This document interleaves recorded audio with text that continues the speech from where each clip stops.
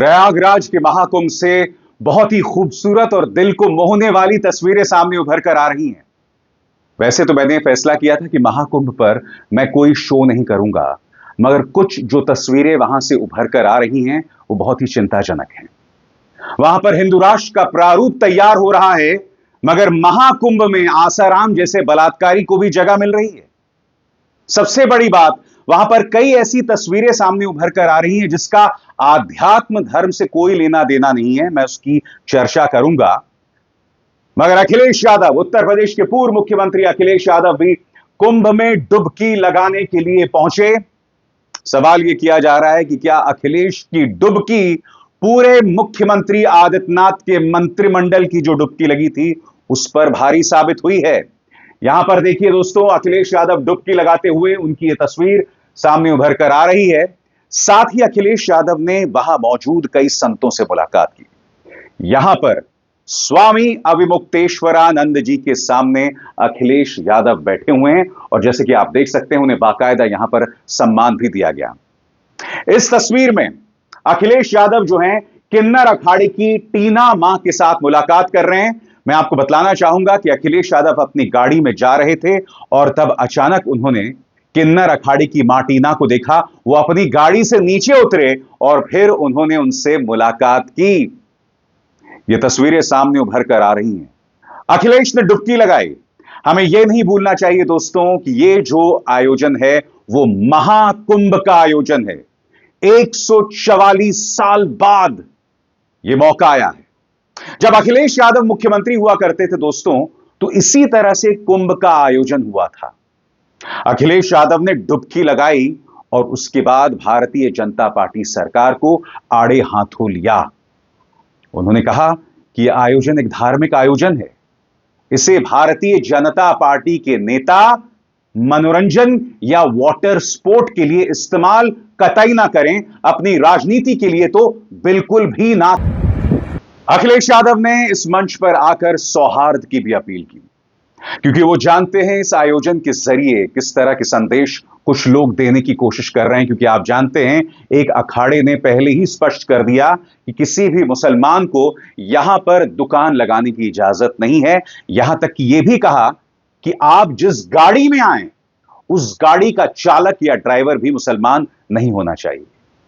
अखिलेश ने स्नान करने के बाद सांप्रदायिक सौहार्द की अपील की। सुनते हैं। अखिलेश ने कहा कि तमाम संस्थाएं जो हैं वो भारतीय जनता पार्टी के हाथ में हैं, इसीलिए किसी को तकलीफ नहीं होनी चाहिए और महाकुंभ में जो पूरा आयोजन है वो भारतीय जनता पार्टी की जवाबदेही, उनकी जिम्मेदारी है।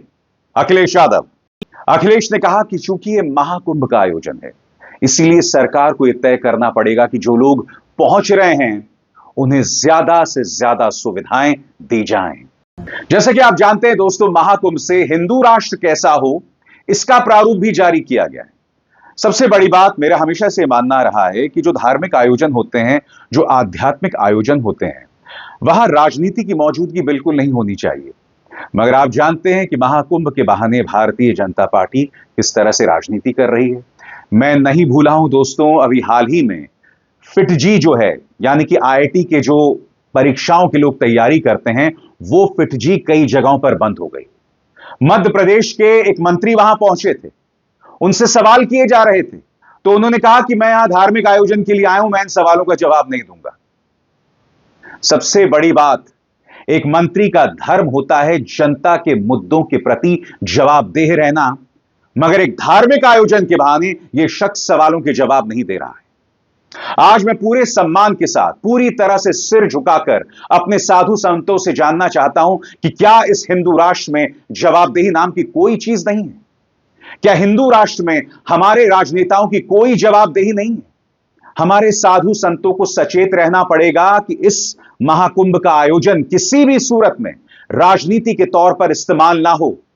और कई ऐसी तस्वीरें सामने उभर कर आ रही हैं जो बहुत चिंताजनक है। सबसे बड़ी बात, आसाराम को लेकर बाकायदा ये तस्वीरें, ये वीडियो देखिए, 14 सेकंड का वीडियो है दोस्तों, जिसे कांग्रेस के प्रवक्ता अतुल लोंधे ने अपने Twitter social media handle x पर जो है वहां पेश किया है। मैं तमाम साधु संतों से अपील करना चाहता हूं, इस व्यक्ति पर बलात्कार और हत्या के आरोप नहीं, आरोप सिद्ध हो गए हैं, यह व्यक्ति गुनहगार है।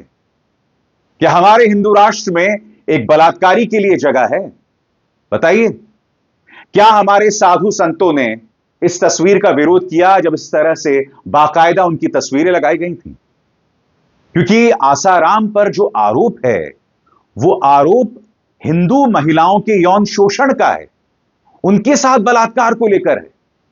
सबसे बड़ा प्रश्न, क्या हिंदू राष्ट्र में ऐसे लोगों के लिए जगह बनी रहेगी?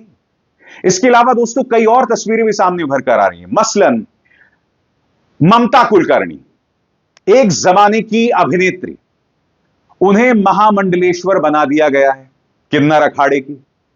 सबसे बड़ी बात, ममता कुलकर्णी का एक इतिहास रहा है, एक विवादास्पद इतिहास, एक इतिहास जिसमें उनके जो पार्टनर थे उनका जो नाता ड्रग्स के साथ था, ड्रग कार्टेल के साथ था। एक सीधा सा सवाल, क्या हमारे हिंदू राष्ट्र में ऐसे लोगों का सामान्यकरण किया जाएगा, नॉर्मलाइजेशन होगा? यह सवाल भी तो पूछा जाना चाहिए ना। यह सवाल हमारे साधु संत क्यों नहीं उठा रहे हैं? मैं ये नहीं कहता हूं कि सभी ये सवाल नहीं उठा रहे हैं। स्वामी अविमुक्तेश्वरानंद, जिनके लिए मेरे मन में बेतहाशा इज्जत है, उन्होंने कहा था इन वीआईपी घाट्स की क्या जरूरत है। न्यूज को दिए गए इंटरव्यू में सुनिए उन्होंने क्या कहा। यानी कि मुद्दे उठा रहे हैं स्वामी अविमुक्तेश्वरानंद, और बात यहां नहीं रुकती। इनसे एक पत्रकार ने यह सवाल पूछा था कि स्वामी जी, आप तो इस सरकार के क्रिटिक हैं, आलोचक हैं, तो कितनी खूबसूरत बात कही थी स्वामी जी ने। और मैं उम्मीद करता हूं कि जो पैमाने स्वामी जी ने स्थापित किए हैं, इन पैमानों को का अनुसरण सभी करेंगे। इन्होंने कहा था, भाई अगर आप एक सरकार को चुनते हैं तो आपको उसका आलोचक बनना पड़ेगा, आप अंधभक्त नहीं बन सकते। सुनिए कितनी खरी बात कही। इसके अलावा दोस्तों, आयोजनों में कई ऐसी तस्वीरें सामने उभर कर आ रही हैं, मसलन ये वीडियो जहां ये जो नगा साधु हैं या जो भी साधु हैं, ये आते जाते लोगों को मार रहे हैं। कम से कम ऐसे ढेरों वीडियोस में देख चुका हूं जहां एक साधु इस तरह से लोगों को मार रहा है। मैं जो तमाम हमारे साधु संत हैं वहां बैठे हैं, जो आध्यात्म की सेवा कर रहे हैं, जो हिंदू धर्म की सेवा कर रहे हैं, मैं आपसे पूछना चाहता हूं, क्या आप ऐसी तस्वीरों से इत्तेफाक रखते हैं? जब आसाराम को यहां पर जगह दी गई है, क्या आप ऐसी तस्वीरों से इत्तेफाक रखते हैं? यह सवाल पूछा जाना चाहिए ना, क्योंकि यह आरोप नहीं है, यह आरोप सिद्ध हैं। मैं पूरे सम्मान के साथ हाथ जोड़कर मैं आपसे पूछना चाहता हूं कि क्या इससे हिंदू धर्म का जो रुतबा है वो ऊंचा हो रहा है? यह सवाल होना चाहिए और हम इन सवालों से नहीं बच सकते हैं। बहुत अच्छी बात है, आप हिंदू राष्ट्र का प्रारूप तैयार कर रहे हैं, मगर इस हिंदू राष्ट्र में सभी के लिए जगह होनी चाहिए। ऐसा नहीं है कि अगर आप किसी और धर्म के हैं तो आपका जो दर्जा है वो एक दोयम दर्जे का हो जाए, आपका जो अस्तित्व है वो दोयम दर्जे के नागरिक वाला हो जाए। जी नहीं, भारत एक लोकतंत्र है, एक धर्म निरपेक्ष लोकतंत्र है जिसमें सबके लिए जगह है। मैं उम्मीद करता हूं कि हमारे साधु संत इस बात पर विश्वास करेंगे। अभिसार शर्मा को दीजिए इजाजत। नमस्कार।